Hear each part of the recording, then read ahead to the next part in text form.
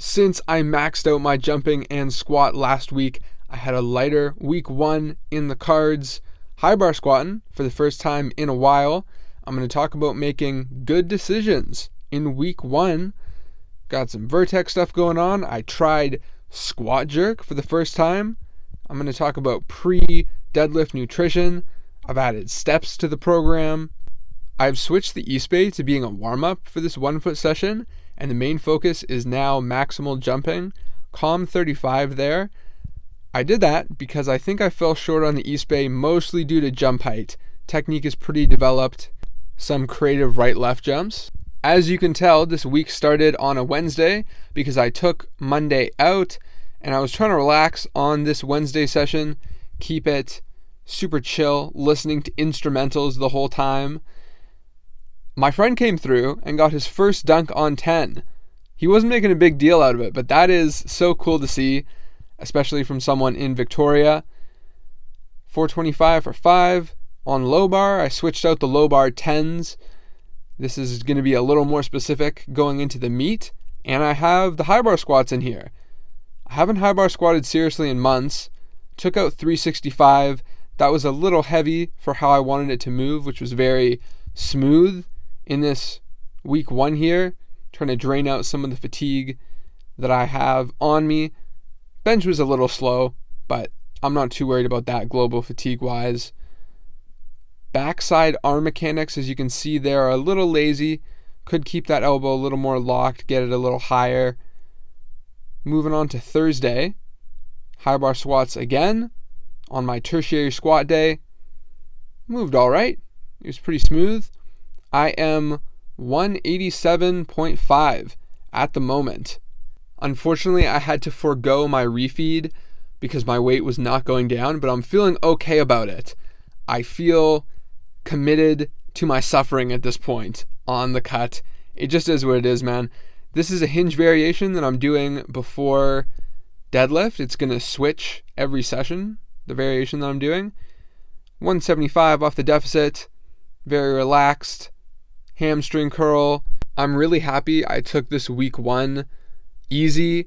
Overshooting week 1 is a big problem that I've faced personally, wanting to just apply more effort every single week. Go hard, go hard, go hard. And it's a big problem I face with my athletes that are very hard workers, but it's not that sustainable of an approach. It might work for a block where things happen to go well for you, but when things aren't going well and we're overshooting week 1, we end up in the hole way too often, and it's like, where do we go? You can see right there, I hammer back more with my second arm. Watch the left arm on this standing jump. You'll see it doesn't reach all the way up before I reach my actual arm. On this second jump, a little better, and that's something I'm trying to cue. 37 off the 4-step. Pretty light. I wasn't feeling amazing on the Vertex. Cut it early, and I was able to have a decent performance on under both. 9.3 is an inch off of my PR, but I was getting some ankle pain, and I decided to be a good boy and cut the session. I could have gotten a good consistency on this day, and I wanted to push through, but I need my ankle in one piece if I'm going to be successful in the future. Just a random on-the-day pain type of thing. I was able to do these calf raises, which was great for getting some blood in there. The 275 feeder sets was really slow on this bench. I absolutely locked in and nailed this set of 5. Really happy looking at this. If I could get 290 for a set of 5, I'd feel great about that. I also PR'd overhead press, but it didn't film. All right, a big change I'm making this block is only RP6 Olympic lifting, just because I have a deadline for powerlifting, I have a deadline for dunking, but there is no rush for the Olympic lift, so I'm just going to do RP6 variations. Going to have some fun with it. This is my first time ever doing squat jerk. Moving on to Sunday, I had this banana snack before training. I find that even if I load my calories to the morning, by the time I get to the gym, my energy starts to drop, and that affects my deadlift session, but if I eat too close to the deadlift session, then I have an upset stomach. So by eating that digestible food early in the workout and then doing all the stuff you're seeing on screen, I was feeling good by the time I got to deadlifts. Got some standing vert training here. I didn't get my arms back far enough on those box jumps. Anyways, Michael squatted 490. He's a week out from competing. I figured I'd throw that in there. I got that on the side of my camera.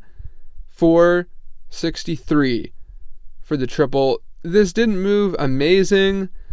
I wasn't going in with a super hardcore mindset, so I'm not too mad about it. I think 480 will be there next week.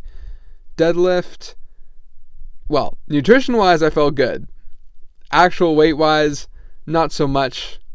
463 was supposed to be a feeder set for 500, but I ended up just doing it twice. That is a no-contact muscle snatch. I really like that variation. Hamstring curl and some more ollie lifting after this. I want to talk about the steps that you saw on some of the gym days. I have those in every day now, 2 by 10 minutes, and that's just for burning an extra 100 calories. That extra 100 calories might get me like a piece of bread if you think about it in the context of a day, but over a week, that's 700 calories. Over a month, that is 2,800 calories, and that's the extra pound of fat that I'm trying to burn to make this progress. linksathleticdevelopment.com. If you haven't already, let me help you. Last word is going to be cute.